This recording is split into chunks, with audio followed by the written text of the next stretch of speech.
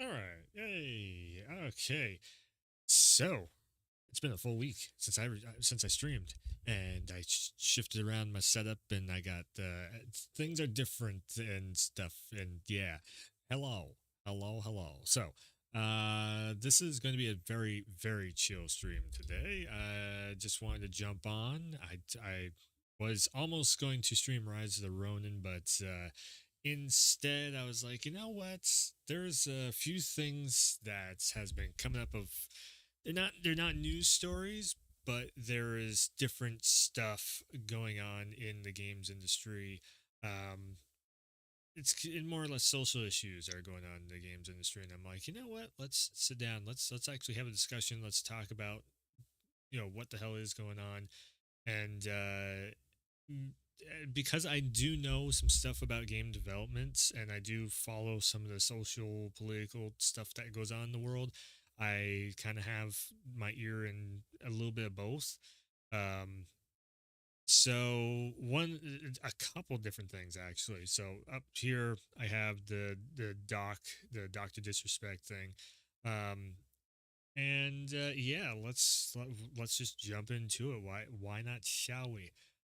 And then also later, so we're gonna do this. We're gonna check out Stellar Blade behind the scenes video, and then I wanted to kind of build a few computers on their websites. They're like NZXT and CyberPower and iBuyPower, because I'm curious to see what is the lowest price that we can get for the best parts in the economy and all that stuff that's going on right now.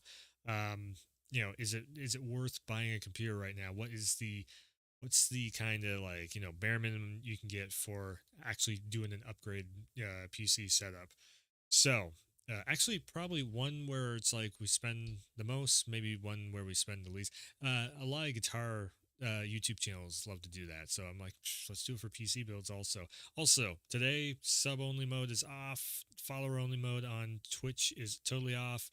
Open discussion, anybody that wants to jump in the chat, they can jump in, and you can say whatever you want, unless you're a bot, and I'm gonna ban you. So yeah, like I said, let's go over to here. So one of the, again, like, I seen three or four different things. That's my bookmarks, but a few different things going on, like social political stuff. And yes, this is all like Twitter posts and everything.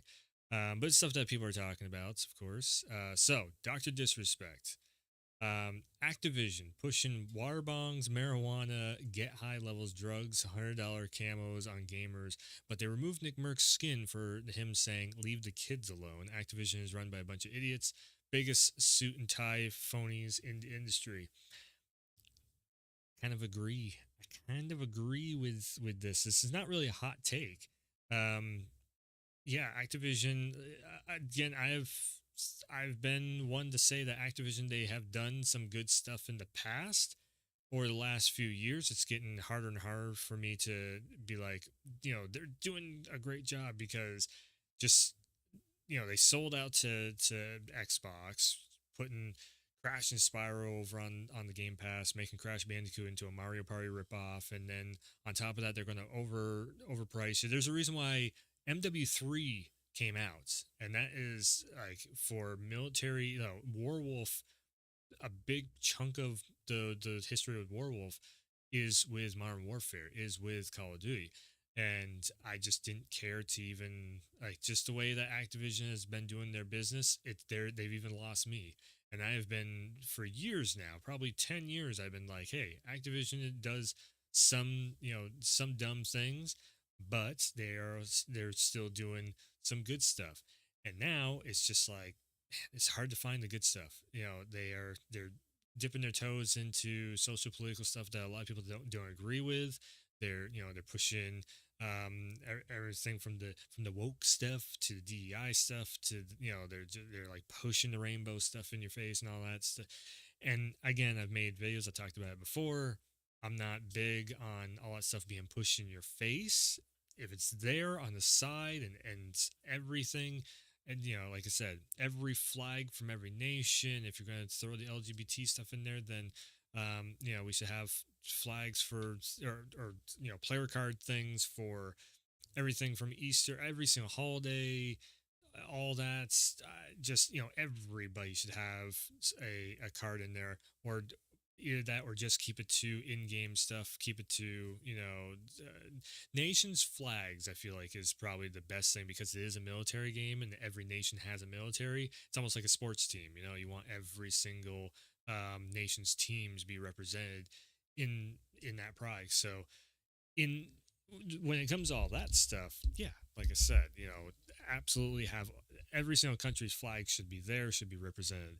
Um, so yeah, Doc saying that. Apparently, it looks like he's yelling and going crazy. Oh yeah, yeah. So fucking stupid. So yeah, this is one thing that Activision has been doing. Let's go over to here. So again, another Twitter post here. So this is fucking insane, just blatant racism from a dev that works on EA or works for EA. I don't care if it's Libs of TikTok. Now, Libs of TikTok, if you don't know, she's probably one of the biggest accounts on Twitter for political stuff. Again, we're getting into social political commentaries here today. Let's see here. Don't care if that this is from Libs of TikTok. An opinion like this is harmful and should be condemned by EA yesterday, but nothing. So let's see here. So Kaya, the Libs of TikTok, she doesn't know too much about the games industry. She is not in and around the games industry. She is more or less, she follows political stuff. She follows, real world conflict stuff and everything. She doesn't really know the games industry at all. I've actually reposted some of her stuff, correcting her, when she is trying to go on. But this is Danny Blonders, a non-binary game developer. Doesn't look too non-binary to me, but okay. She was hired by Cliffhanger Devs to create a game based on Marvel's Black Panther. So, Black Panther game, I sort of know which project that is. I think I've seen something on it. So they were, after the Black Panther DLC did really well, because EA made the Avengers game, Marvel's Avengers, I do believe, and I'm pretty sure it had something to do with like that DLC did really well. So EA was like, fuck it, let's make a whole game out of it. And apparently she got hired to do the thing. So let's see here. Let's see what all this is about. I am actually very genuinely curious to hear this. I have a team of 21 right now for Validate. It's a pretty big team. It's a crazy big team for indie games. But who is your team? Validate has a team of mostly all people of color. We have no white people on our team. I did that because I wanted to create a safe environment. And I know the best way for an environment to be safe is to be around people who are just like me. And I'm not saying that white people in the industry are creating unsafe environments. I'm not saying that. That is not what I'm saying. I am saying that sometimes it is hard to work with white people because they think that something may be okay, but it was really a microaggression. And no one wants to deal with that while they're trying to make a game that they love.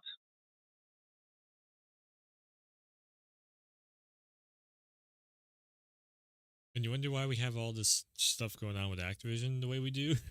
And now, EA is also, again, EA has made some great stuff. This is one development team out of 100 development teams, whatever, however many that EA has. So this is just like one instance where EA has literally thousands upon thousands of developers. So yeah, that's pretty damn racist towards other people that she is not hiring, for sure, not just white people but anybody. So to me, what it sounds like is whatever project that team is working on, because they're hiring for the looks of someone and not for the skill set of someone, then guess what's going to happen with that project? It very well could crash and burn. That being said, if they are all skilled on the team, it could come out decently. But is it going to crash and burn because people have heard about this practice happening? I mean, okay, so let's spin it around and let's say a development team only wants to hire women on the development team because men are bad and all that. That would be a pretty bad, signal to throw out there for anybody working with those developers also.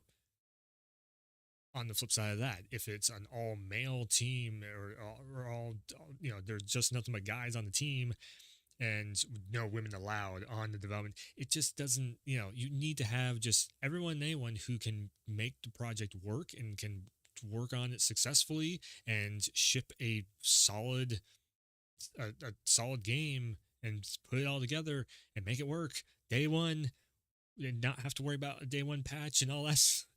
It's like that's what they should be focused on. And in all honesty, so this is back from March, which I was going to make a video on it before. Things and stuff happened. But yeah, and then we have another one over here. And again, this keeps popping up throughout all the games industry. So the whole thing of this one is that, okay, so guys will be scanned into games. Again, talking about EA, this is from Star Wars Jedi, which is an EA title. It's EA and Lucasfilms working side by side together, and of course, again, EA working on now. For this one here, post is not correct. So the only explanation for this is the patriarchy is that's just something just to get clicks on. Mara, talk about Call of Duty once again. So Alexandra, the one who plays Mara, same, but I don't feel like there was an intention behind mine. They just tried to make Mara more attractive later on in an update. So it comes down to, I mean, when Mara was scanned in, I guess we can go over to here. When Mara was scanned in, there was different tech, there was different cameras and everything. Her character model would have been scanned in before Modern Warfare 1 came out, before Call of Duty got that big boost. Now, not to say that Call of Duty isn't making billions of dollars and this and that, but this was actually before Warzone even and everything. So you have possible lower quality cameras going on with Mara. Yeah, this is like a very selective screenshot, and somebody brought this up too. Idolized female protagonists make female players jealous. Idolized male protagonists make male players want to be like them. Somewhat truth behind that. So this is Capcom Resident Evil, of course. Ada Wong. Again, the only one that's really messed up is kind of Claire's face. I don't know why. I think, and this is actually a very good lesson for how they make characters. Sometimes the character's face scan just doesn't quite. I always thought Claire looked a little bit off. Like she doesn't look like they messed with her nose a little bit. I think they made her lips a little more pouty. This is the reason why I always, whenever I do Resident Evil 2 remake, I actually always mod it to make Claire's face just a little more, as they call it, beautified. Because I don't know, it makes it like the mods make the face look more like the actual actress or the model, the face scan model. But this is the thing though, Capcom has a totally separate, different, face scanning rig and everything else. They probably have higher quality cameras and all that stuff. And also it's a totally different engine. So the engine plays a big part of how the characters, are rendered in the game world and all that stuff. So you're seeing two different companies, two different development teams, two different art departments, textures, all that stuff. One's probably 8K, one's 4K or something. It could be anything. Yeah, so you got, and then like the Mass Effect thing from way back, it looks just like them, sure. There was another, oh yes, and then we have even more examples. Norman Reedus, again, this is a different development team, so Hideo Kojima, just I mean, Kojima, he's such a perfectionist when it comes to the look and the feel of his games. Um, Cyberpunk. Now, funny enough that they're trying to say this one because a lot of people didn't like this character model in Cyberpunk. They actually were complaining about it to the point where when Phantom Liberty came out, there was an update to make Johnny look more like Keanu Reeves. William Defoe, again, this is a very different company that's doing this one. Quantum Dreams, it can be kind of hit or miss whether their character models come out looking. This is like, was it 10 years ago, I think? And this project also, funny enough, had a lot of controversy around it that people were just like throwing a big fit about Page in there of just different behind the scenes, which that's another thing too. All the rumor mill, leaker mill stuff and everything. The rumor mill was going around that Quantum Dreams had like the what is it? David Cage had some weird stuff behind the scenes with Page. I don't know. All I've ever heard of people talking about it is from other people talking about it, not actually the game developers or Page themselves saying it. So, um, again, another development team, Ubisoft. And when it comes to Ubisoft, they are doing a lot of mocap stage capture, which that's another thing too. Is and again, so it's very selective. She looks fine in the game.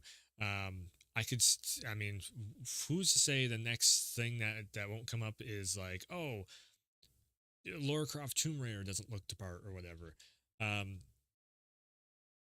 I feel like a lot of the arguments around all that stuff again is just people trying to engagement farm, and damned if they didn't engagement farm off from that 428,000 views on that post.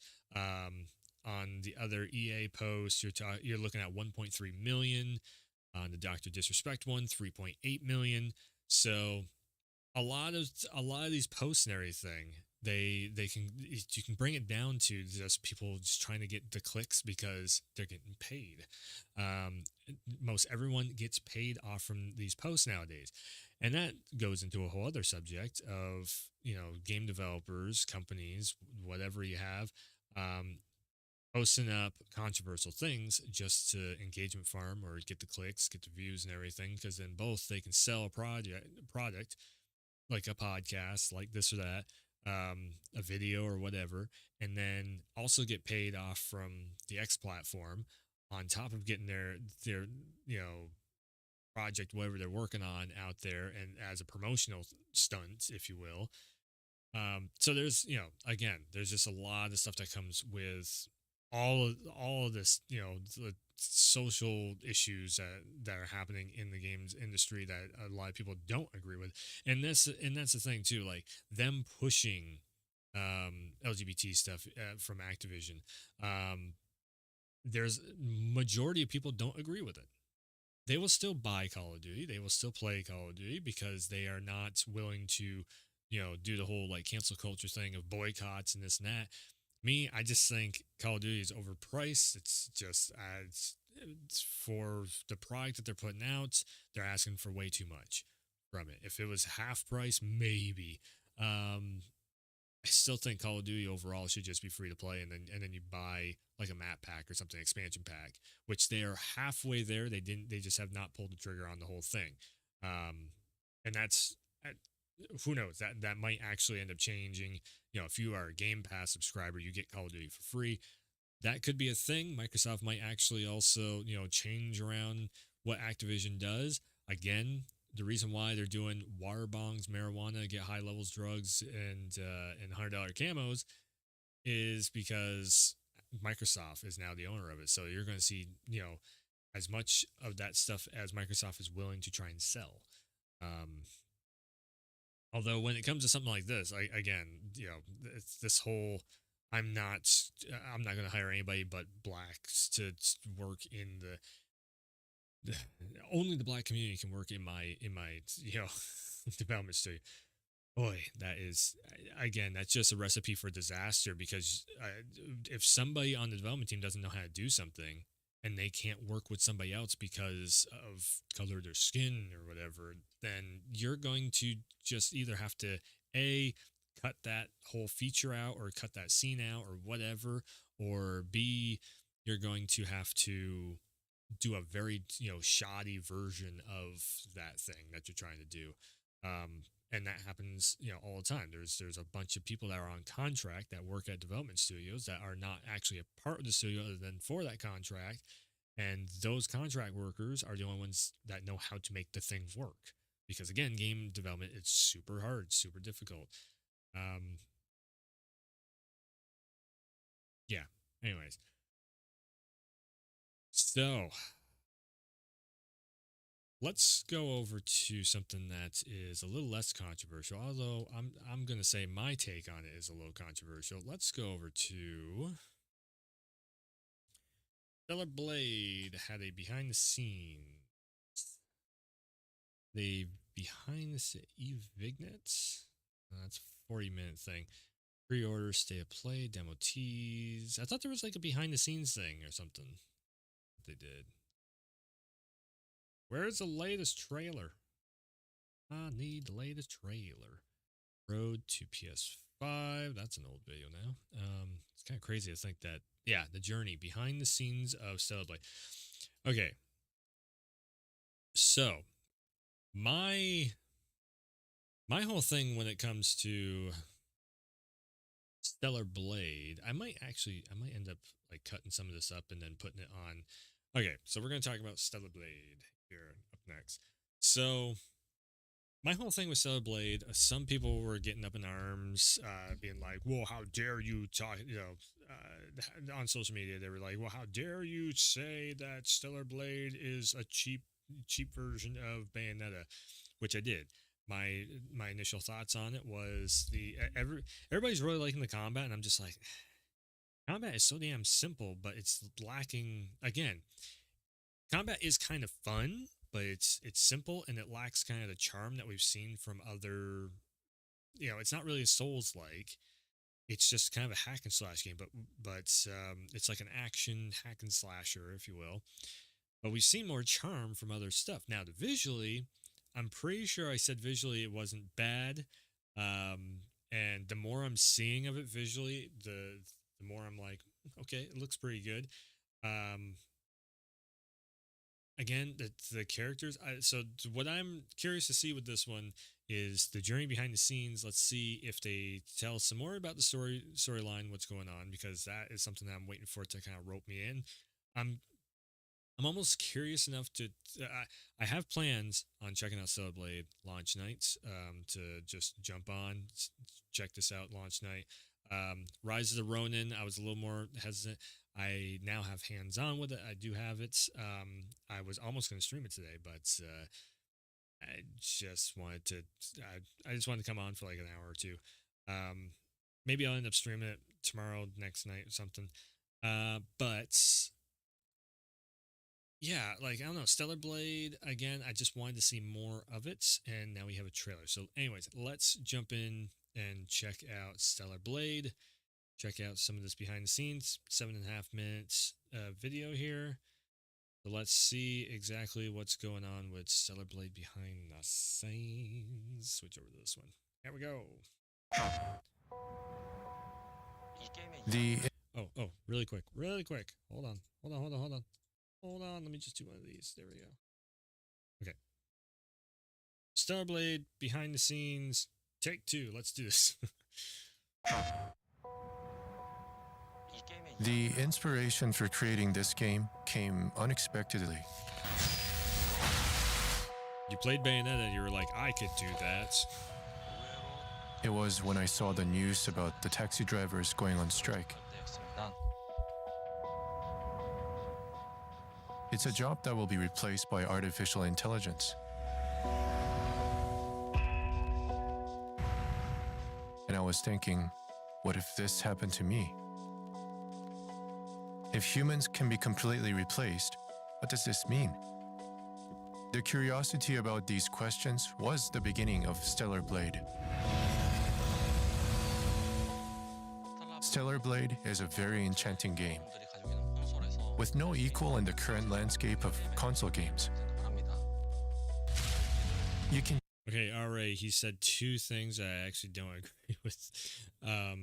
Blade does not look like no equal to anything else on console. I can think of another game, Elden Ring, that is also going to have DLC coming up for Elden Ring, and it does kind of, better on the combats because there's just more to it, and also just the world building and everything that they got going. I mean, people are still talking about like, what the fuck is the full story of Elden Ring? People didn't even ask a question on this. They were just like, it looks visually good, and oh my god, combat is fun. That's all anybody's been really talking about. I'm still trying to figure out this microphone placement. Sorry. Feel the excitement when you first play the game. It's set in a post-apocalyptic era. There was a time when this bar used to be full of people. We tried many things we thought were impossible before. I think this game will surprise you. Exciting.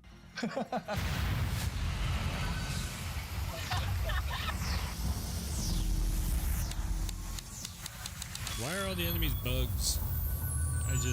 Anytime I see that now, I'm just like, why are all the enemies bugs? 07531, pod landing complete.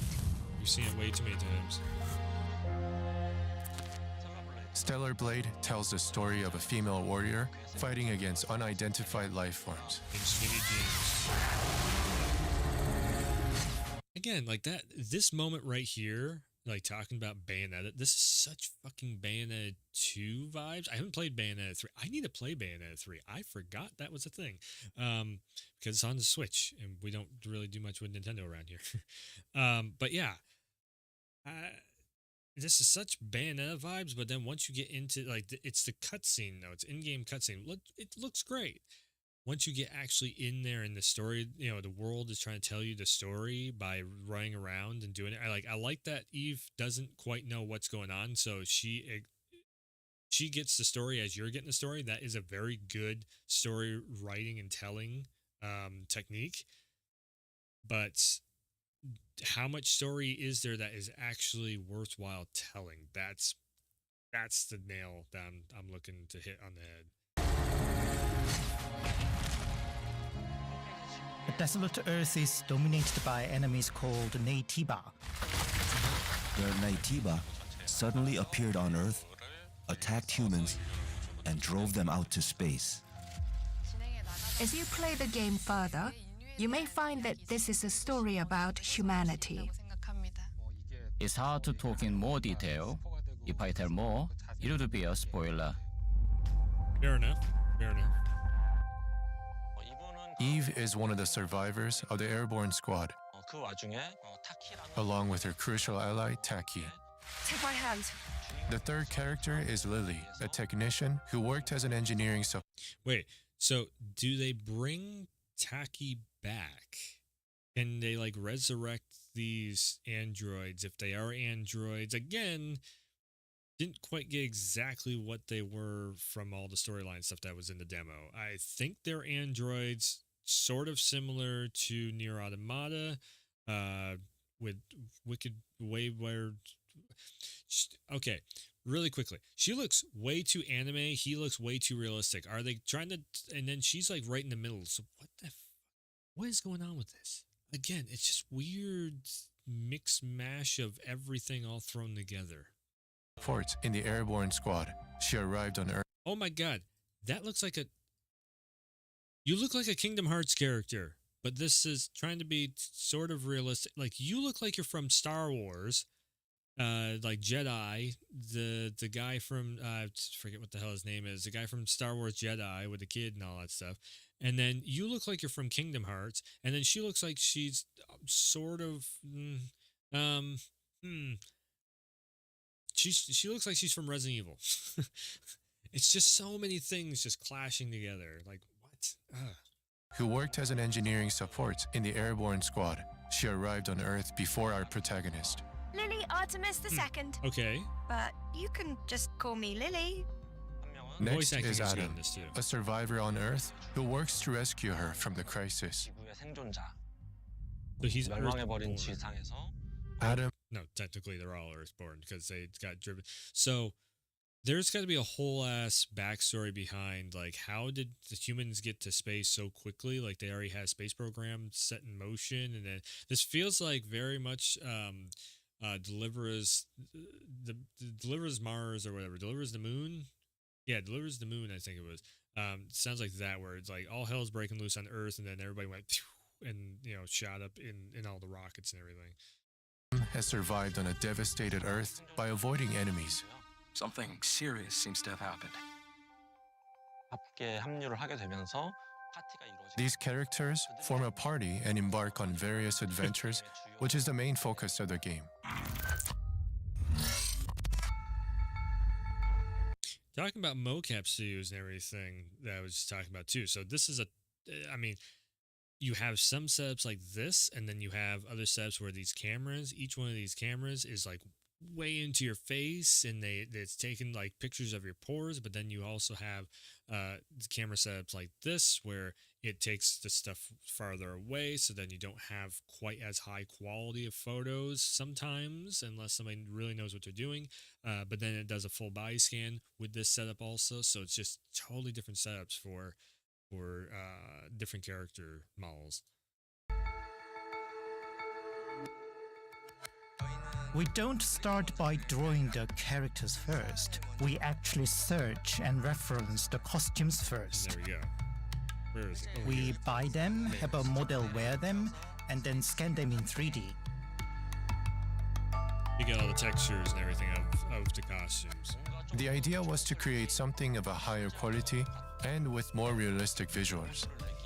What's kind of also crazy is the way that they're doing this. It's almost like how like movie producers used to have the little figurines sculpted for movies and everything. Well, they're doing that, but on a bigger scale, to where they can actually do a high quality texture mapping, get a texture to map it onto the character models after they make the character models. So it's that same kind of way of working, if you will, technique, I guess. And I thought that this was the perfect technology to achieve that. When I initially decided to create this game, many people thought we were out of our minds. Because in South Korea, mobile gaming dominates the market, and the console market was nearly non-existent. All right, yeah, that's fair. These days, getting to work on a AAA game in Korea is quite a rare feat, to be honest. This is my first AAA console game project. We were worried if we could do this well, but as we progressed, we became more and more ambitious. I felt a sense of mission to do it now, because it was now or never. It's funny too, because what the hell's the program called now? PlayStation has a full-on program. They're helping out a couple Chinese studios. They're helping out a handful of South Korean studios, and of course, PlayStation is Japanese, so that's just home base for them there. But yeah, it's like Sony. It's kind of like Japan trying to get all the profit and revenue coming into Japan, and taken away from China, take away, and all the stuff that their government does and all that. South Korea is a little less. I do believe South Korea is a little, it's a little easier. It's a little less tension there between Japan and South Korea. When it comes to business relations stuff and everything. Yeah. So it is interesting seeing that it's a AAA big budget title like this, being basically funded for the most part by a Japanese company. So, say and think what you want, but Sony being Japan, they are funding this. So I am detecting the frequencies of an alpha nativa coming from Matrix 11. I wish you luck. Even the word monster cannot at HQ. describe it well enough.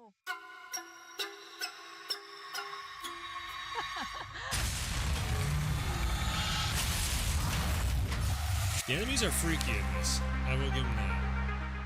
All the bugs and The shit. game's main villains are called Neytiba and are monstrous creatures who took over a desolate planet Earth. At the design stage, we wanted to do something a little different from the usual monsters. To be able to maximize that feeling of discomfort. Yep, you nailed it. When creatures don't conform to the human form, they elicit discomfort due to fundamental differences in appearance. Yeah, they look weird, especially when they're bugs and spiders and stuff. I really like the concept of the monster in director Bong Joon-ho's The Host, Yeah, same thing so I with Squid contacted Soup. the person who created the monster from the film.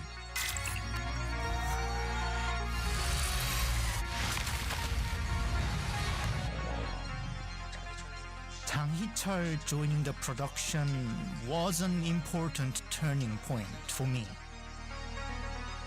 He basically shared with us all the know-how gained at the Weta workshop. So again, like I was saying about the, them making the figures to see, okay, so how is this thing? Because, it's all, I guess in a way you could actually scan these figures into the game and then use that as a means of animation also. But these figures are just literally okay, here's the thing in front of you, which is that they don't need to do that. They can just make it in a digital, virtual way.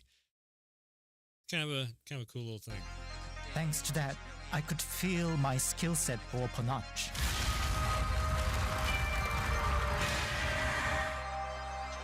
One of the unique things about us is that we design monsters in a very unique way by creating actual sculpture mock-ups.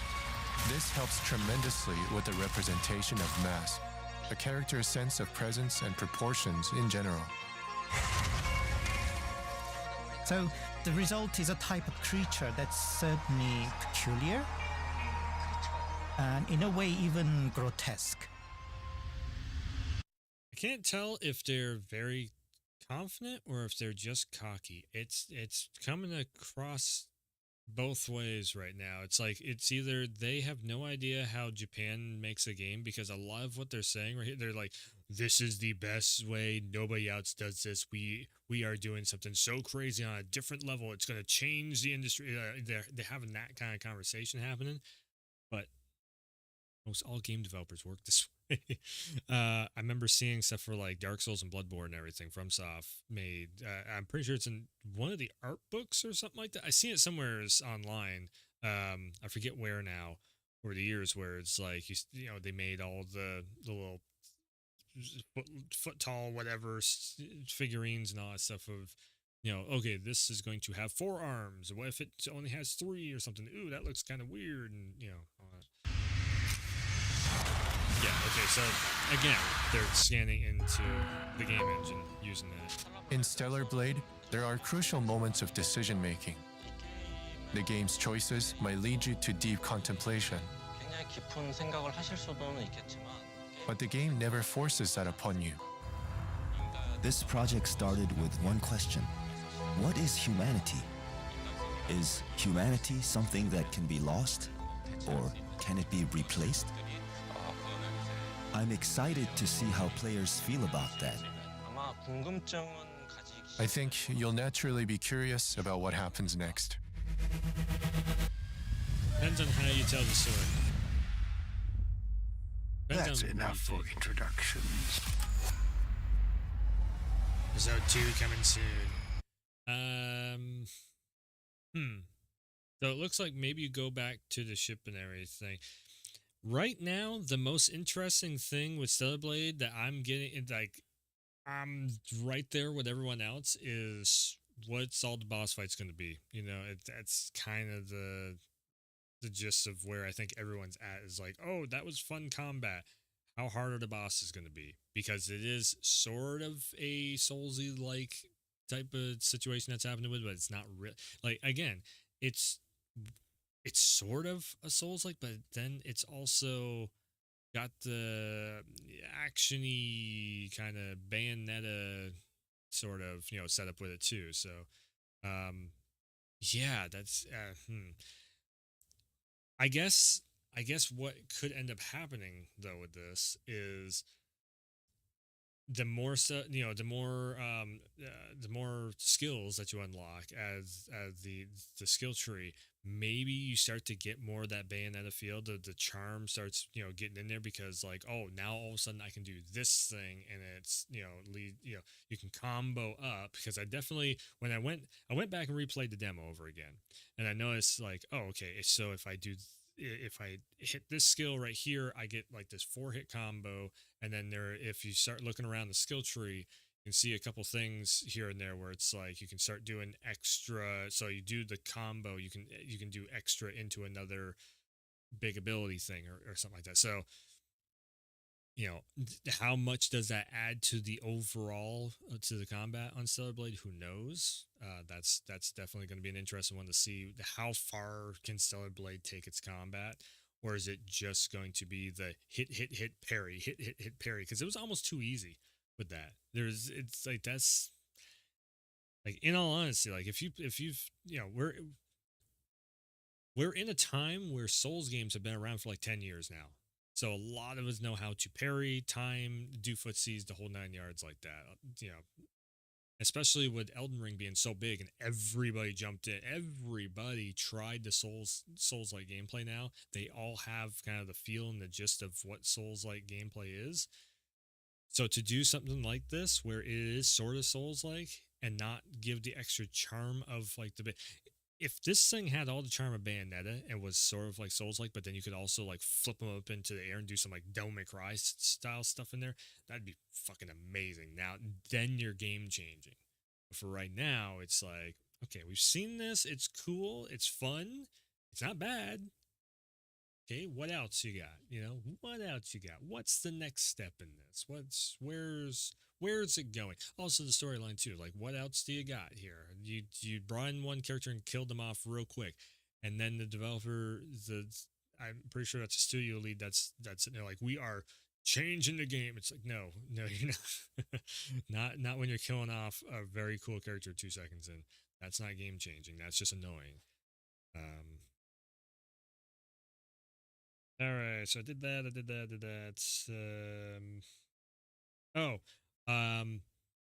That's another thing too I wanted to say was, go check out if you're looking for something to watch. Episode 2. So I got 2 episodes now. First one is very much like a kind of dumbed down version of the overall of what the series is going to probably end up being, because I was like, I don't know exactly what I want to do with the series, but the online experience, that was stayed stuck in my head for the last couple weeks. I'm like, I could do something like kind of shorter videos, show what the online experience is for games, and it's not just going to be fighting games. So the first 3 episodes are going to be fighting games. First one is Street Fighter. It's no commentary. It's literally just some online matches of like, okay, what is online looking like in Street Fighter 6 right now? PC crossplay. So you got all that. Episode 2, it's coming up noontime today, a couple hours from now, and it's actually, so it's 20 minutes, and I have full commentary over the whole thing. I'm talking about, for anybody who is like, it's basically an introduction to Mortal Kombat 1. I might actually need to, I won't even. I was going to change the title around, but I think I'm just going to keep that title. That's a pretty long title to begin with. So it's an introduction to Mortal Kombat 1, all the features, but also what you're going to be experiencing if you go online with Mortal Kombat 1. And then I also go over some of the offline stuff too. So go and check out that video if you're watching it later on. Any time past noontime, if you're watching this stream VOD, then go and check out the online experience videos. Third one is going to be Tekken, and then after that, I'm going to be diving into other genres. Probably not going to be doing Call of Duty. Actually, I have a couple things. I've like one game I've never played any of the genre online, so it'll be interesting to see just how badly I get my ass beat. Because everybody's going to have their overpowered setups and everything. I'm going to be looking at, again, I'm going to be going to all genres with that just to see, maybe even Gran Turismo. I might do something with like Elden Ring. just anything that has online to it. Maybe WWE, I'll jump in on that. Stuff that I've never made videos on that I make videos on it, but I never made videos on the online part of so yeah, that should be fun. Okay, so I think, geez, that's the first hour. So let's do like maybe one more hour here. Let's do some PC builds, online PC builds here, because I am genuinely curious. So this is going to be a whole separate video here. So this, I got like I'm literally recording like 3 Let's Talks in this live stream right now. So first up, let's go nzxt.com. NZXT is one that everybody goes with. I'm going to go with CyberPower because that's where I go to shop. Shit. My computers are always CyberPower PCs. And another one, Jay's 2 Cents made a video about iBuyPower, and it looked like they had a pretty good setup going on in that. So, you know me, I know all these PC parts stuff. I talk about, all this pre-built stuff and everything. There are some cool looking cases. Damn it, they got some cool looking cases. So, let's build 3 computers by 3 different pre-built manufactured stuffs, and let's jump in and see. Actually, let me go back over to this screen because to do the video thing. So, pre-built PCs are one of the easiest ways for people to get into PC gaming, and one of the things with pre-built PCs, if you go online, you can actually flip out parts, and a lot of people seem to still be in the mindset that AMD is one of the best things to go with.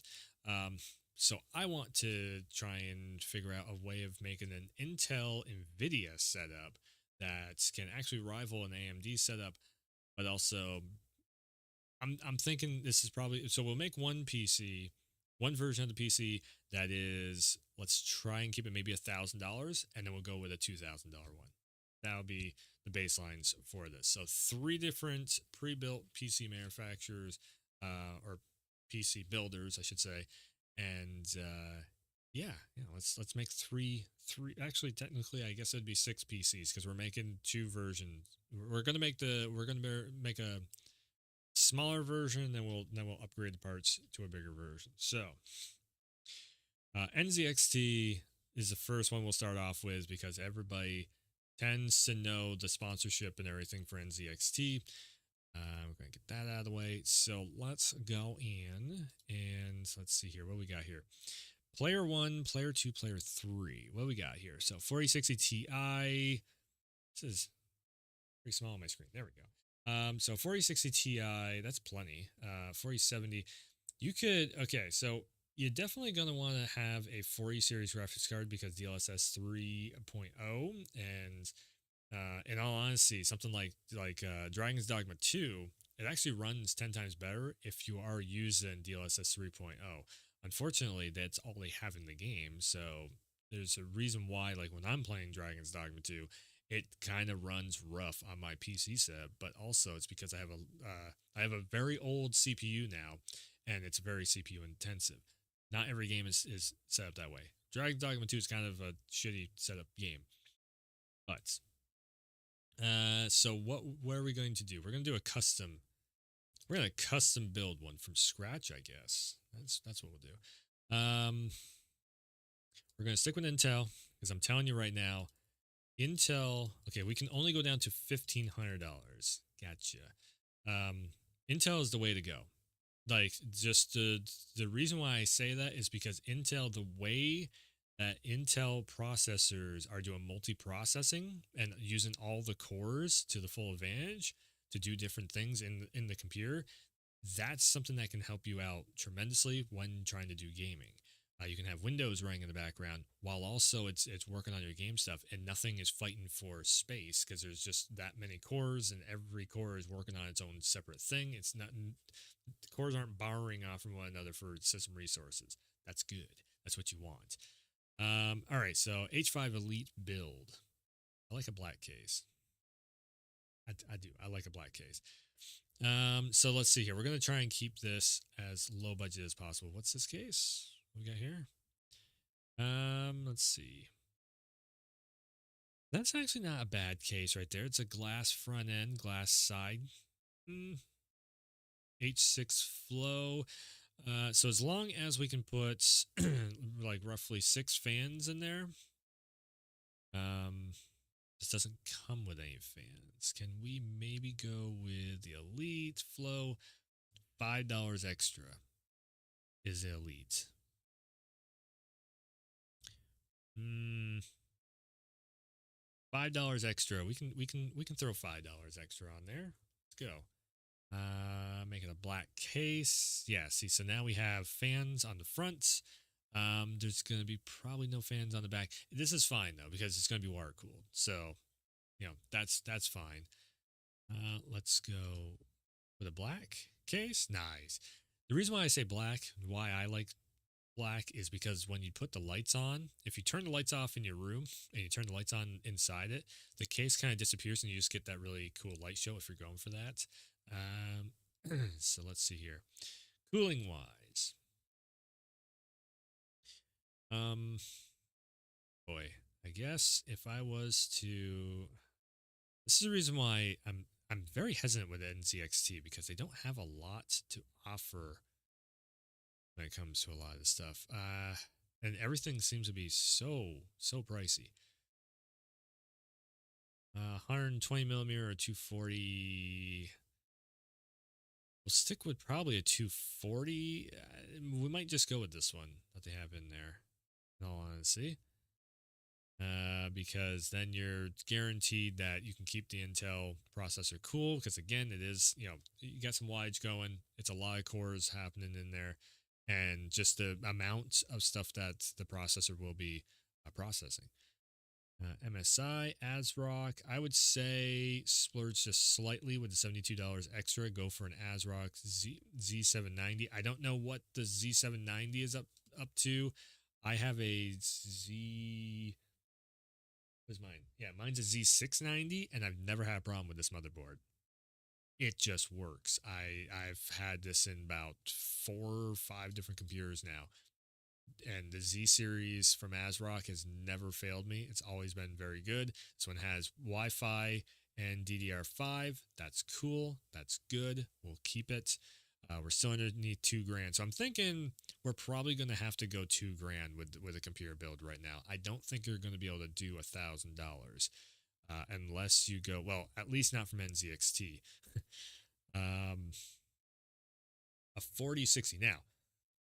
This might be one of the most important things when it comes to your computer build, is you're going to want to have like 12 gigs. Probably you can get away with 8. You can get away with 8, but there is some games that is going to be like, okay, I need like 10 gigs VRAM. And just to be on the safe side of everything, I would go with, even if it is something like a gigabyte, which normally I would be like, maybe try and go to Founders Edition now. But gigabytes, bring that up. We just hit $2,000. We hit $2,000. Oh God. Yeah. I would say you're like 12 gigs. You don't really need the overclocking. Every single one of these is overclock. Man, that is the lowest budget. So, what's the game that Enshrouded needed? I think it's something like roughly around 10 gigs VRAM or something like that. Like the game, like when they were pushing for early access for it, the developers are like, yeah, you need 10 gigs. It's a very rare occasion when you're going to need 10 gigs, but just in case. I mean, we could actually just go down to 8 gigs. That keeps underneath $2,000. Couple $100 more. It's at the $2,000 mark. Well, okay, we'll go down to an 8 gig for now. CPU wise, geez, so they got 14th gen CPUs now, which is kind of crazy. But I would go with a 14th i5. I guess at 3.5 gigahertz clock speed 14 cores, you could get away with that with a lower end budget on this. For $60 more though, you get those extra cores that you can possibly use in the future.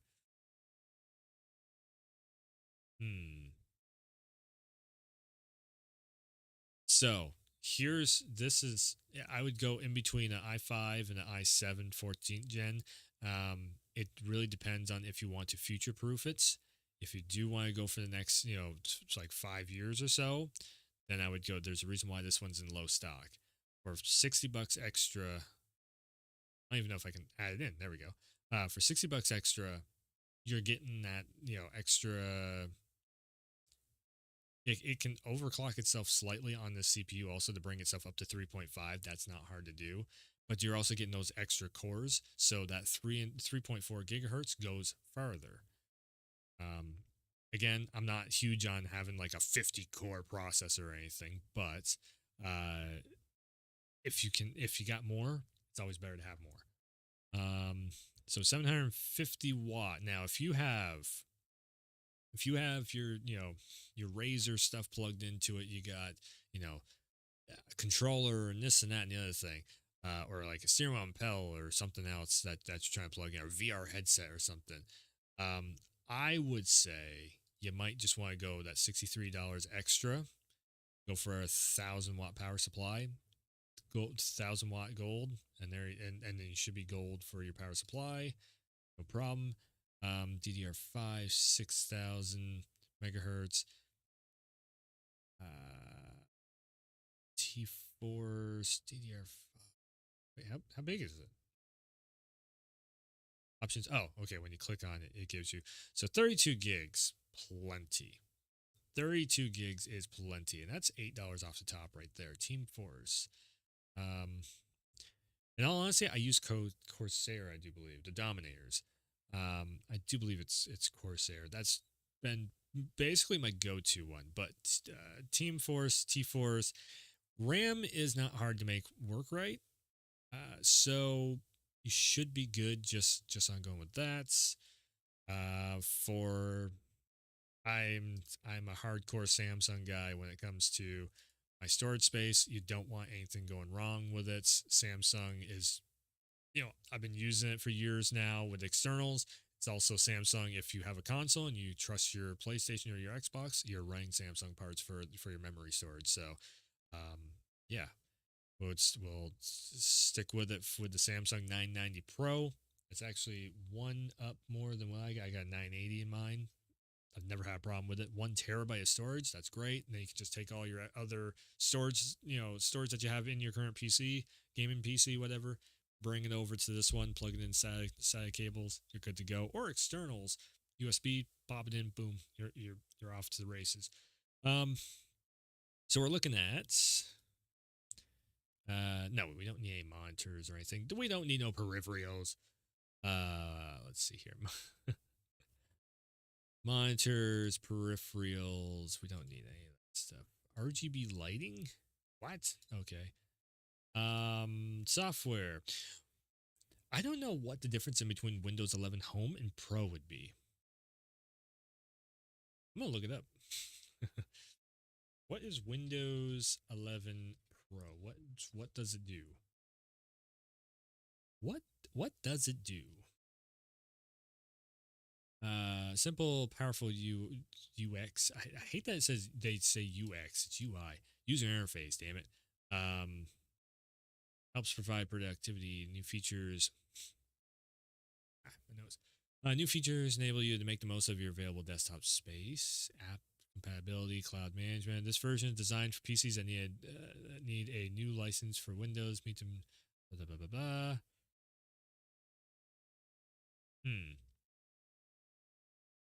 So I guess this would be work related for Pro version. It's probably, in all honesty, the Pro version of it is probably just bloatware.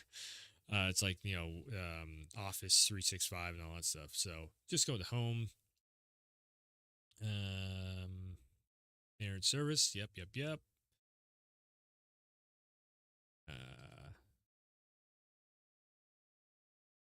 We are ready. So with this, it's not stream ready because you don't have a capture card, and it's lighting wise, yeah, because the case doesn't really have any RGBs. You are just like, this is just functionality. It's not for looks. It's just it's going to work. It's going to function. Again, pretty big price tag right now, just the way that all the pricing is on everything. So that's just over $2,000, $2,200.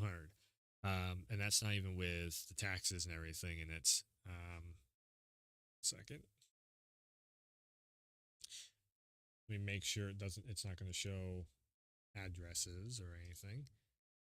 Doop-a-doop-a-doo, doop-a-doop-a-doo. No thanks on that.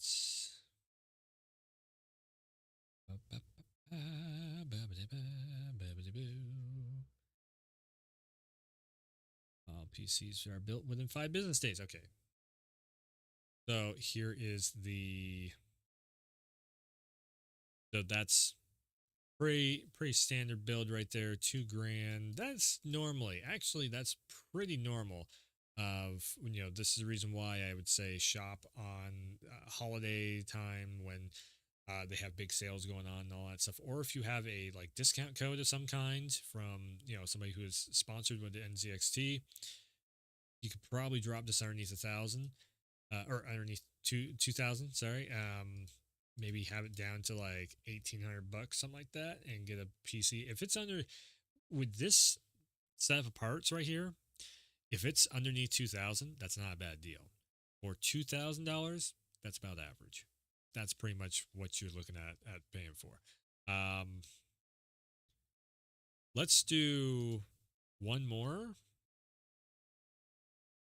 Let's break the bank.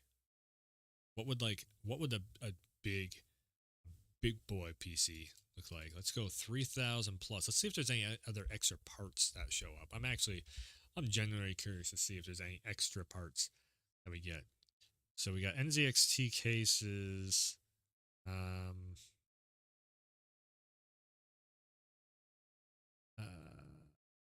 What's this one?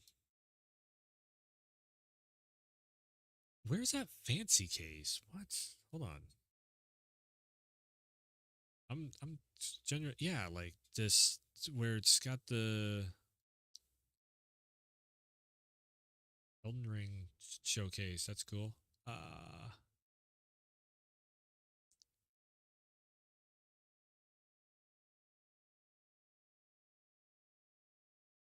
Boy, they are just selling Elden Ring and Star Wars stuff. I love it. Yeah, weird. Okay, so they have 3 PCs, and that's pretty much that is just their stuff. Didn't they used to have more? You can also do a subscription for their PCs too, which is starting at $50 a month. That's not terrible. I wouldn't condone that practice, but anyways, let's build one. Build a expensive computer now. $3,000 plus. We're gonna go with. You don't even need this elite case. This is just. Why? I feel like this could probably do the same thing. Yeah, this is like the exact same case. The airflow one. What is this one?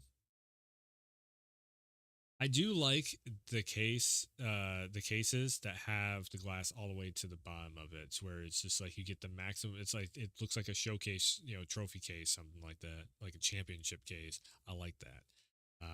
Weird that they don't have the one where it's got the 3 panels, or like the curved. You'll see it in a minute. I'm talking about. Yeah, you don't even need that most expensive one there. You can just go to mesh front end. It will look mostly the same. Let's see.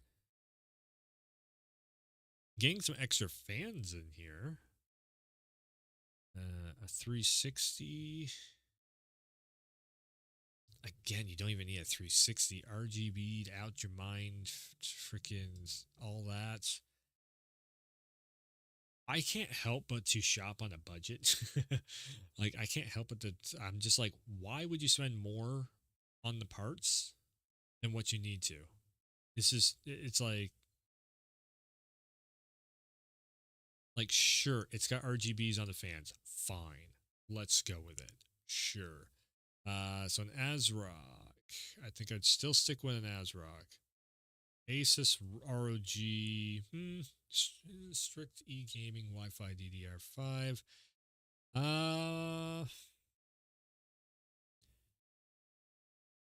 RAM cap is 192 gigs. Why would you need that much? Highest RAM speed 7600. Again, it's overkill. This is my problem with trying to break the bank is I just can't break the bank. I just look at stuff and I'm just like, that's so overkill. You don't need that. It's just the way my brain works. But just because I know the motherboard and I know it's going to work, I would still stick with an ASRock. So here's where I would splurge a little bit more.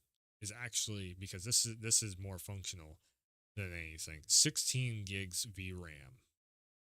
4070 Ti Super. 4080 was added in. WindForce. Paying extra for the I would even still say wait, that's a gigabyte. We don't have anything that's a Founders Edition. Weird. Funny enough, that's kind of weird.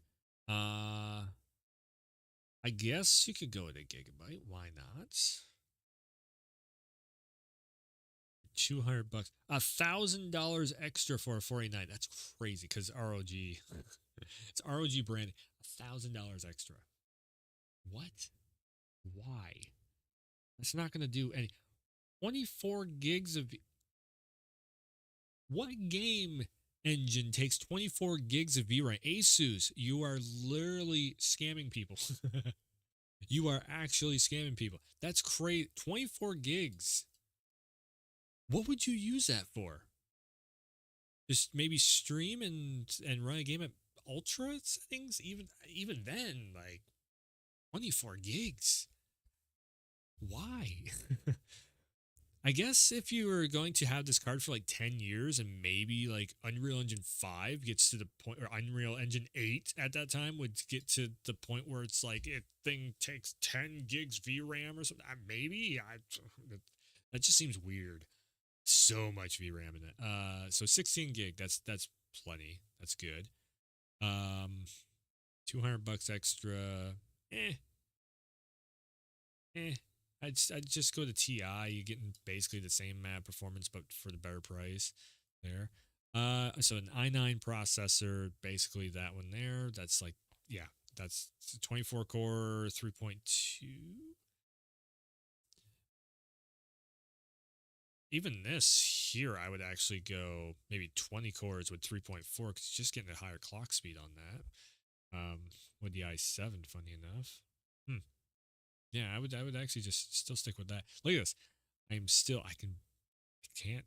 telling you, I'm terrible at doing this stuff where it's like, oh my God, I'm going to break the bank because it's so stupid. It's just so stupid. I would probably actually splurge on the power supply just so you can plug more shit into it and make it work better. G-Skill. I don't know G-Skill. I sort of know T-Force.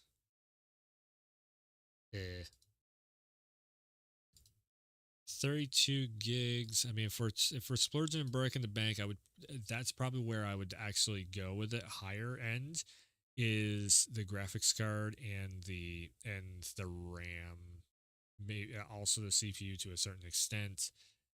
And of course, I would do like two terabytes of a Samsung. There we go, almost $3,000. So that's kind of a funny thing. Is like low end, you're looking at $2,000. High end, you're looking at just underneath 3,000. So either which way you go, yeah.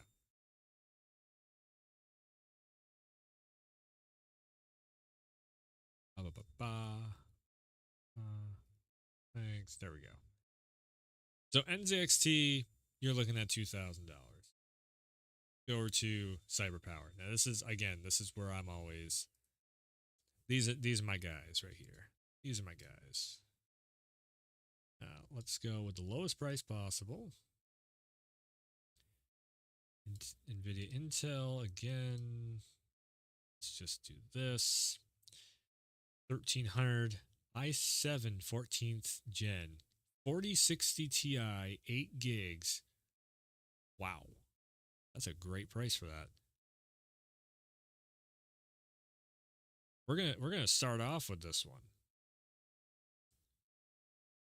Hell, I would almost just say go and do this. Because that's a decent case already on there. That's a great price for that. Jeez. Might have to go shopping after this. Wow. 1400. That is not bad at all. Don't need any of that.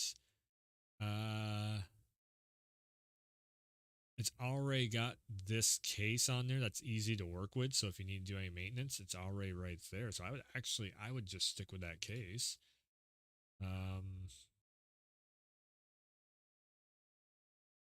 It comes with what, 3 fans? Would you even need to buy any extra fans? I mean, you could go with the Corsairs, IQ, whatever. Now, here's the other thing too. It's like if the more different. So if you have a Corsair power supply, try and get Corsair fans because you're going to have more programs running in the background. It's going to take up more system resources the more programs you have. So if you already have like Razer going, and then you have Corsair program going, then you have MSI program going. Yeah, you're just you're kind of shortchanging yourself a little bit on how much your processor is working at one time. 3 extra fans. They're only in white. For a black setup like that, I would maybe.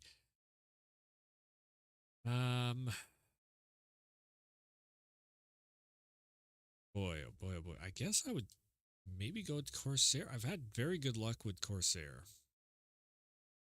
We're still like $1,400. That's not bad at all. Man, an i7 without integrated graphics. That's actually not bad because you don't really need integrated graphics. You already have your graphics card. There's no real unless your graphics card poops the bed on you. They don't really do that often. 2.1.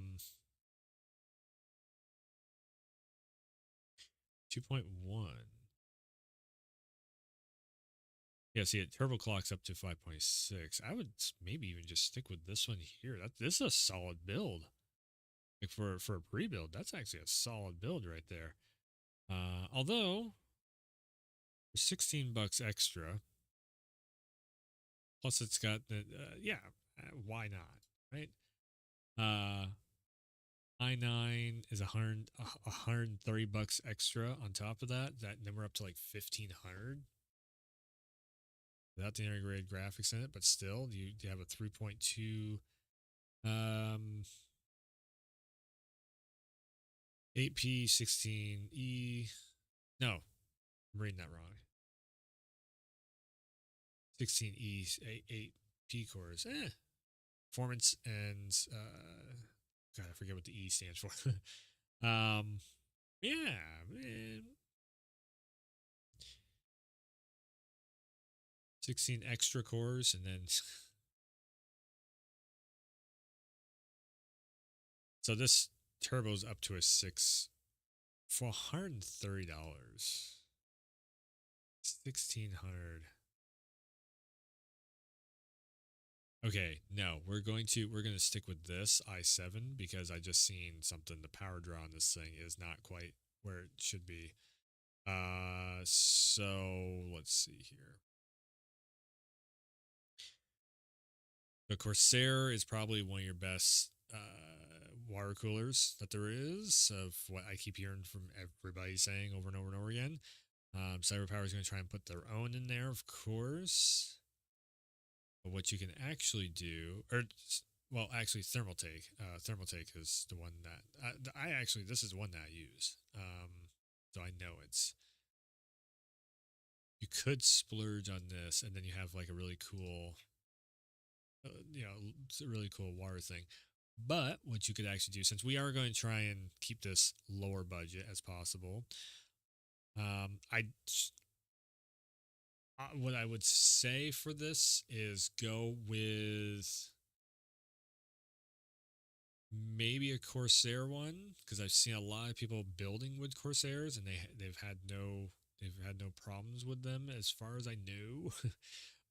But if you go with this here, Thermaltake, which again, that's what I've been at multiple computers I've used this in. This Thermaltake one here, which is a little bit cheaper, it's got RGBs built into it, so you can have the light show going on. You're also getting a 240 millimeter set of fans in it. So let's do that. No liquid. Now we're gonna bring it up on the graphics card itself. We want RTX cards because RTX is going to help you in the long run with AI, just built into it, so you can do DLSS and all that stuff. Now, so this is where it's going to be a little bit different than the last one. This is what, 3070, 3060. This is going up or down. Which way? 48. Okay. We're going to go with Founders Edition. 4070 Ti Super and 4060 Ti. That's where I would actually sit. I wouldn't even go with a 4080 or 4090 because it's diminishing return at that point. So let's go into the 4070 range RTX. Okay, GeForce RTX 4070 Super 12 gigs. This one looks solid right here. We're still almost at the 2,000 mark, almost at the $2,000 mark. The sale going on 1,700. That's a 4070 with 12 gigs. DLSS 3.0 enabled. Again, this one's on sale, so $1,700. Keep it right there. Now, here's the thing though. 4060 Ti, 16 gigs.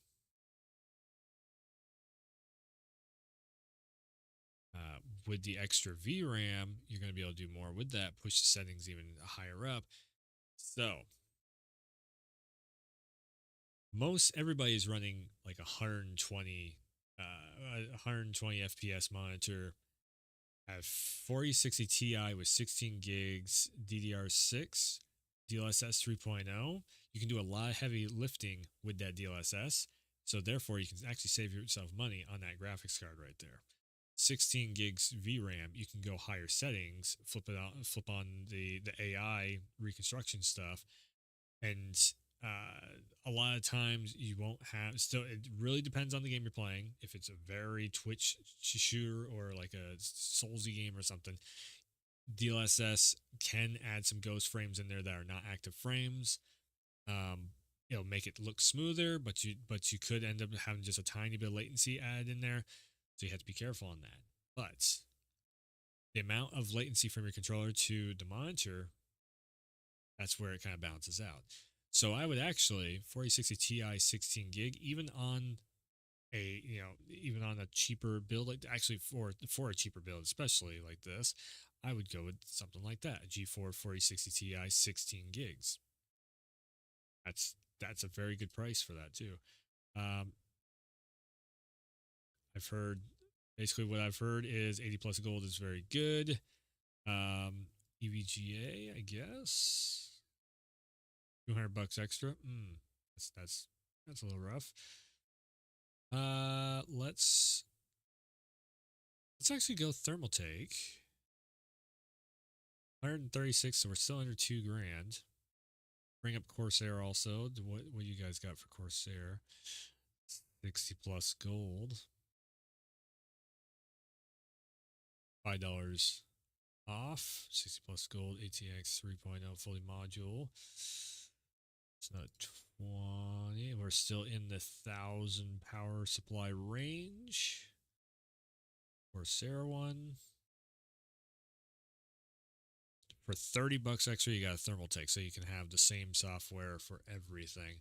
I like that. I like that. Keep the software the same thing, so you're not running multiple programs in the background. That's cool. ASRock motherboard Z790. I don't know what these motherboards all are. Let's go with the biggest one. So now we're at $2,000. We go just a little bit. So we have 8 SATA. So you can put a whole bunch of hard drives in that. Just tons of storage. 3 PCIe slots. 1 PCIe slot. So what you could actually do here, 2.5 gig. That's fine. You could actually save some money on that one probably, and just go with that. Wait, 6. Yeah, actually, maybe even go with this because you got so many RGBs with the fans and everything. You're not going to notice RGB dropping off. Yeah, DDR5, 2.5 gig. They're all 2.5 gig. That's just as fast as you can go. 3 PCIe slots. That's pretty good. 1601. 4 M.2 slots, 4 SATA slots. So you can have up to 4 hard drives on this thing. 2.5 gigs of a LAN.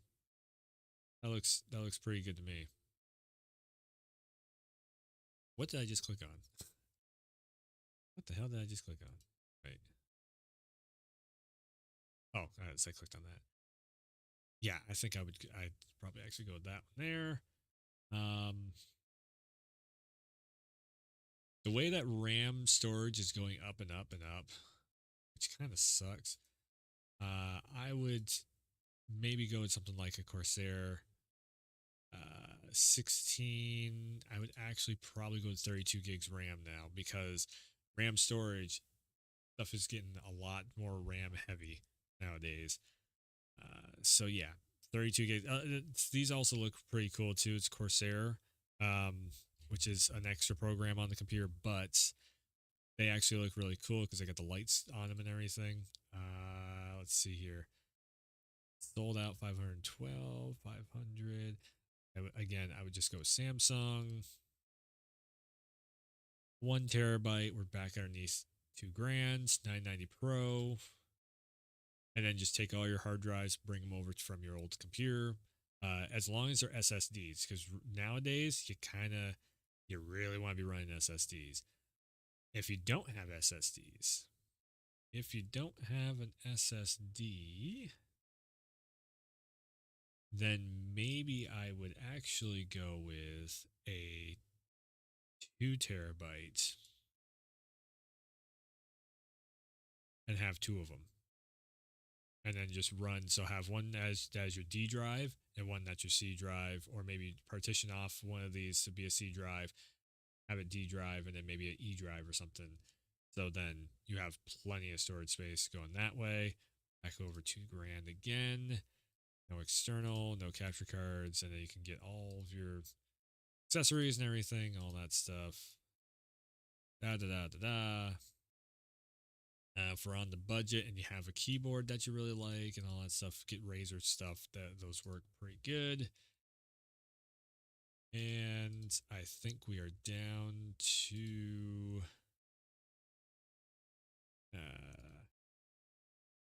don't worry about professional wiring and all that. Although this, you're going to want to click both of those to packaging and really good high grade Cooler Master thermal paste. Remind the warranties and all that stuff. So $2,000 once again. So I think that's going to be the theme of this is it's $2,000 to build a computer right now. What would I change to go a little bit bigger? So as of right now, again, 2,185. If we are not really trying to budget, we're not really trying to budget. 990 to 2 gig. Oh, that's actually that's cheaper. Oh, only a single though. I don't like that. What? Okay. Oh, I see. Yeah, just dual it 990s like that. Probably upgrade that there. So that's a upgrade of a Samsung 990 from a 980. Either one works. I'm actually running the 980 in both PlayStation and in my work computer. It works, no problem.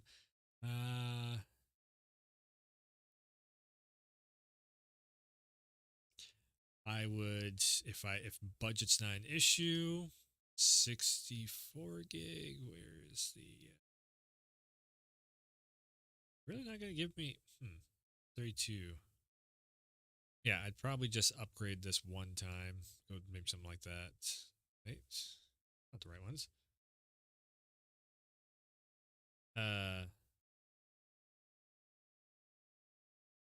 Hell. Oh, that's weird. That's some different ass. I'd probably go with something like that. Corsair Dominator Titanium, like fucking Ultra 6000. What we got for 32?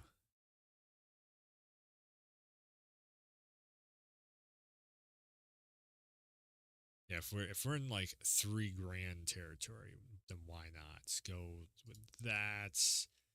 We could go with this with the RGB. Oh, geez, this added a whole lot of everything. No, I'm not looking for Asus. I'm looking for what? ASRock. Thank you.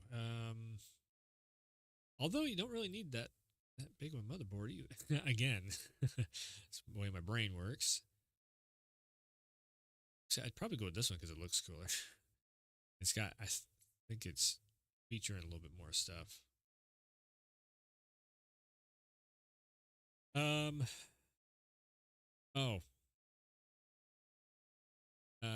Maybe processor cooling if we can break the bank with this. I'd probably actually upgrade this to something like the Thermaltake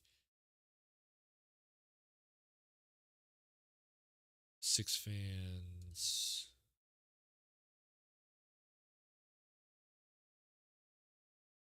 Three 120s with the RGB built into it. Sure. And then go with that because it's just easier getting the water cooling in of it. And of course, upgrade this to an i9.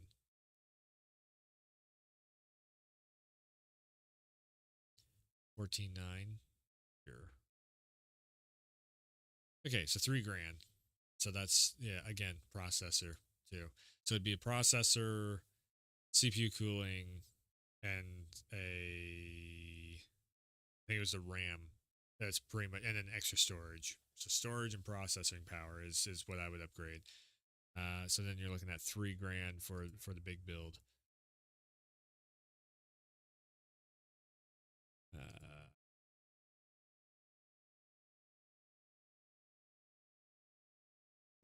Basically the same price. So it was $2,000 for this one on a budget. Also, so both of those two are $2,000. So iBuyPower. Let's do one more. Easy builder. Let's just keep the budget at $2,000. Intel chipsets. It's the hardest game to run here.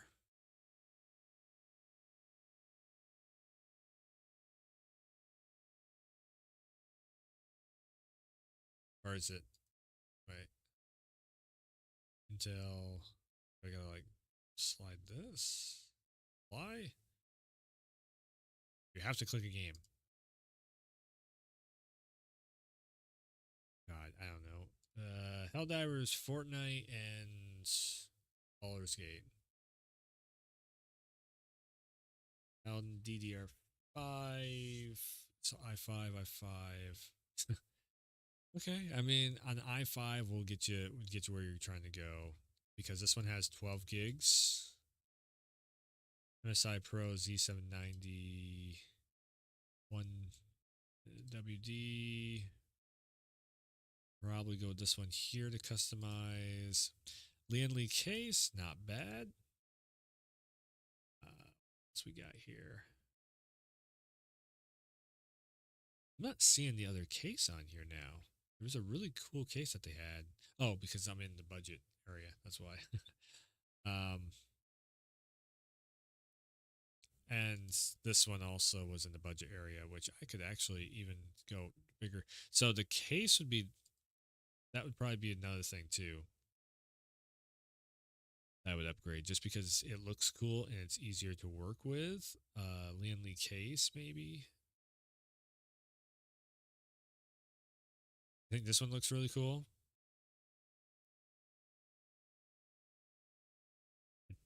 Probably upgrade to a case like that, most likely. Yeah, so 3140.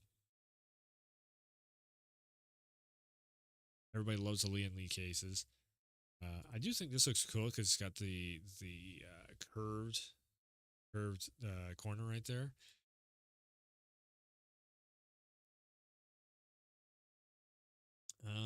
Probably go with the Lian Li case then, if that's what they got. Processor wise, I think I would still want to get this up to an i7.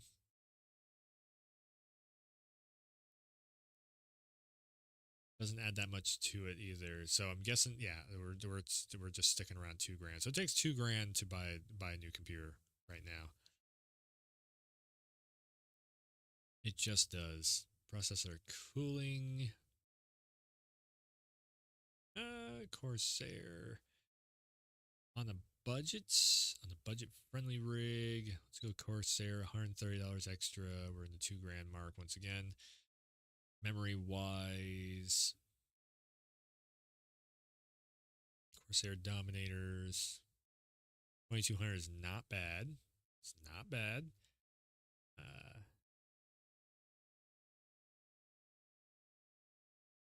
68816. 360 Ti was 16 gig. DLSS 3.5. That takes the price down just slightly right there.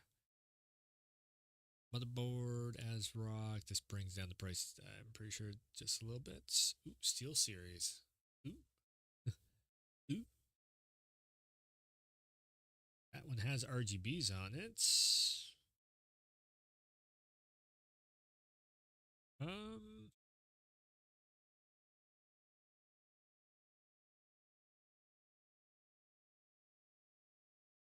It's in a white though. Not a big fan of the white. I'd much rather black case, black motherboard.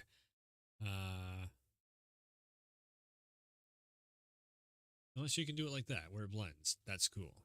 That's like $6 extra. That's not bad. You get more ports, I do believe. Pretty sure one Type C, 6 Type A, M.2 No, this is actually a better motherboard up here. It's cheaper. Weird. Okay, power supply. Again, you kind of want a Thermaltake, $50 extra. There. 80 plus gold, Gen 5, 1050 watts. Not bad. Not bad at all. iBuyPower is actually doing a very good pricing right here. In all honesty. I would almost say, back over to Cyberpunk or CyberPower. I'd almost say the case is worth splurging just a little bit on the case because you're going to have to look at the damn thing. You're going to have to look at it all the time. 120 without the RGB in it. I'm gonna bring the CyberPower one back down to budget friendly because I want to see if iBuyPower can hold up. So 4060 Ti 16, 1000 watt power supply. I think I went crazy with this, which I didn't need to. We can actually go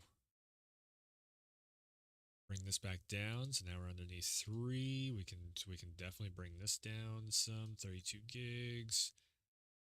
That one there. Like a 1 terabyte. So if I was doing this, I already have plenty of hard drives and everything.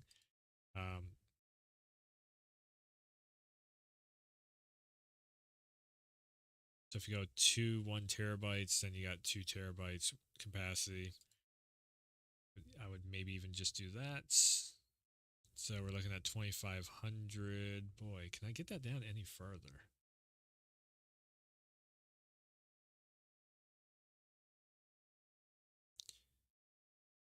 TI Super, I think, is just overkill. Overkill. The RTX thing off 4060.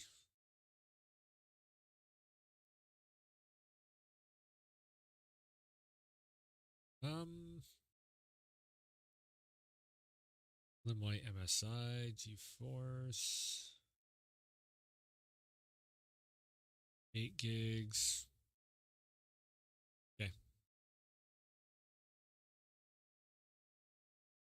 See, this is the power supply, or this, or the cooler is what's killing the price tag on this right now. It's driving the price tag up. The thing is here is with smaller radiator like that, you're gonna have to, in the long run, you're gonna have to replace everything more often, which is not cool.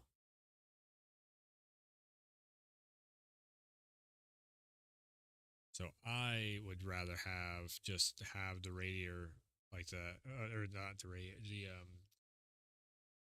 oh god, the holder, the liquid holder, whatever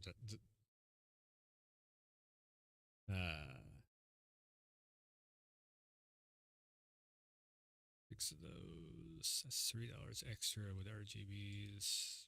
$3, whatever. Damn, man. Yeah, 2,500. Oh, you know why? Because the case. The case is sending this thing through the roof. That's what it is.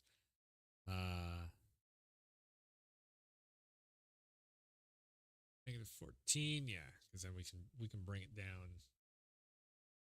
-8, really? Damn, the Lian Li cases, because they're getting popular now. Yeah, that's kind of crazy. That's. Does this come in black? No, fuck. PC Power Cube. That'd be nice. Have a cube. Just because it takes up less room, most likely.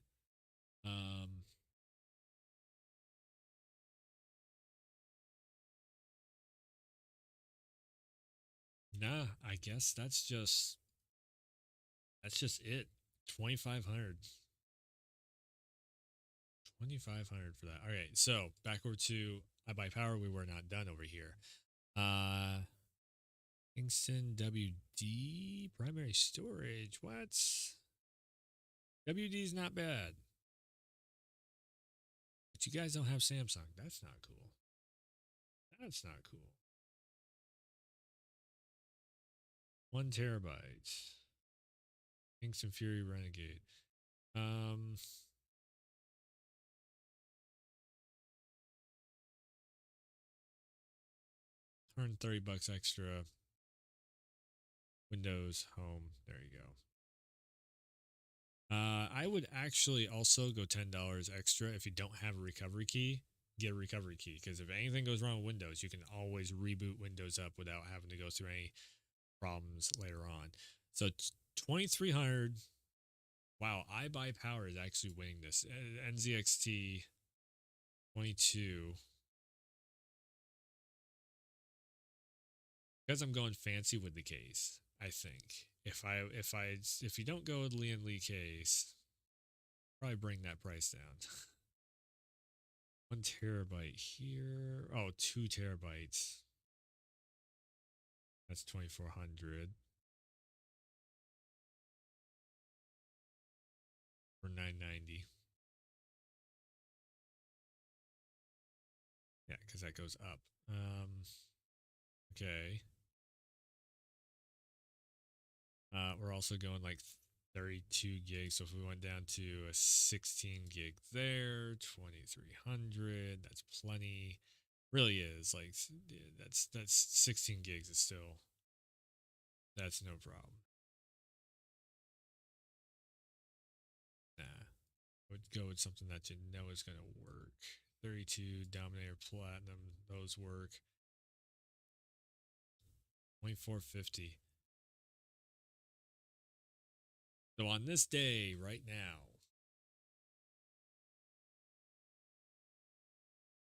I would still say NZXT kinda. Oh man, there's trade-offs. So your case, it's a shittier case that you're getting. Can we get a better case? No. It's just kind of shitty cases that they have. Maybe the Elite case. That's $100 extra. Again, if you're trying to work with the computer, you want a case kind of like this. Something that is easy to take off the glass. You can get in there. You can work on it. You can do whatever you need to do. That's going to drive the price back up to $2,300.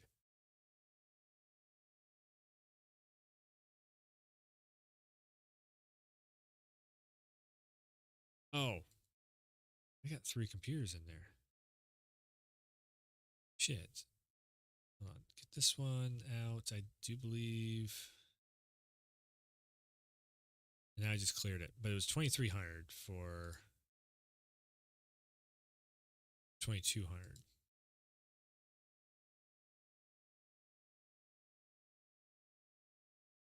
Damn it. No, I cleared it. Okay. I think I would just say nah still to NZXT, just because there is very limited on what you can get for parts from NZXT. I would still probably stick with CyberPower or iBuyPower. CyberPower seems like you're going to be able to get the look of it a little more down. For $100 less, iBuyPower. $100 less. But because it's $100 less, you're also not able to get the Samsung hard drive, SSD, whatever, storage drive. Everything else, and also the RAM, but you're also getting double the RAM. I'd say iBuyPower is not bad. That is not bad. You're getting a little extra bang for your buck through this, of like, you know it's going to work, which is the reason why it's $2,451 versus $2,331, where hopefully everything is going to work really well. Couldn't tell you because I haven't tested those name brands, but you know, if you want Samsung and you want and you want some Corsair RAM and storage, then you're going to have to go with CyberPower 2400. Either one seems like it's actually not bad. So, and this was even balling on a budget too. So, again, what I would do at the end of the day with all this stuff, I don't know. I thought this would be interesting just to check out all 3 websites, because those are the 3 big websites that everybody gets sponsored off from, where they make videos on and everything. So, anyways, almost a 2-hour stream. That's all I was going to do for today. Go check out under an hour now. Got another episode of Online Experience over on the YouTube channel here. If you're watching over on Twitch, come check out the Werewolf YouTube channel. Got new videos every single day. I think I might get going. That was fun. It was fun today talking about this stuff. So, if you got, basically you're looking at 2,400 roughly, no matter where you go. That's going to be the price tag on your computer, maybe 2,500 with taxes and all that stuff. Yeah. still pretty expensive to buy a computer. I probably would not buy a computer right now. I would wait until holiday sales and everything start going on. And if there's like 30-40% off on a bunch of the parts and everything, that's when I would go for it. Right now it seems like all the parts, but if you can also wait until next year, probably gonna have way better deals next year, because economy and elections and stuff that's happening. So yeah, very interesting indeed. 24 versus 2300, 2400 versus 2300. Anyways, like I said, I think that's going to do it for today. Yeah, I'll be back hopefully soonish. Maybe not within, or maybe it won't take me a week to get back to streaming again, but we'll see. We'll see what ends up happening. I might play a little bit of Rise of Ronin on stream. I'll probably be a little ways into it because I'm just, again, I'm going to just do it off stream. In all honesty, not in love with Rise of the Ronin with what I've seen with it so far. It's fun. It's cool, but I don't know. It feels like a very weird version of Neo cross between Neo and Wolong. Not bad. It's just definitely some of the co-op stuff and everything in it. I don't know. I have to get farther into it. But anyways, that's going to do it. So, I'm trying to think of if there's anything else. Be on the lookout, like I said, on the channel for new series coming and new stuff up on the YouTube channel. I'm cruising. The channel is cruising up through the stats on the way to get monetization, which would be really cool. So just really quickly, if you notice on my channel, I don't think you can see it anywhere on the regular channel itself, but I'm at about the 7,000 mark for views. If I can get up to like the 10,000 mark on the YouTube channel, which would probably take me until like next year to do, if I can get monetization rolling, hit the like roughly 10,000 views per month, I should be able to, on paper, in theory anyways, I should be able to actually, if there's 2 major AAA games coming out for the month, I should be able to have them both on the channel and be able to do coverage on both of them. So something to think about. Hit the sub button, the like button, click on the video, give it a view, share the video around to everyone that you know. Whatever video it may be, I got a bunch of, that's the reason why I like doing a variety of stuff. It's a little bit of something for everyone. But yeah, anyways, I'm going to wrap it up here. Just about 2 hours in the books. And yeah, just a let's talk, just doing all this talk show. I don't like calling it just chatting on Twitch. I don't like that category. I do a talk show. This is a let's talk show. So yeah. If you're checking out the VOD or whatever, the thumbs up, sub, like I said, it's all cool, all good. If you're lurking, that's cool too. Keep doing your thing, and yeah, that's gonna do it though. I'm gonna close that down. It's bright. Yeah. Let's go and check out Elden Ring and get ready for the DLC. That's actually something of a stream that I wanted to be doing too, sooner or later, is once I get done with like Rise of Ronin and Dragon's Dogma 2. There's some love and hate in Dragon's Dogma 2. I'll probably do a video, let's talk video, talking about that in one form or another. There's some stuff that I agree with. Well, there's actually a lot of stuff I don't agree with in Dragon's Dogma 2 that Capcom did. But I want to probably make a video going over like how mods can save Dragon's Dogma 2.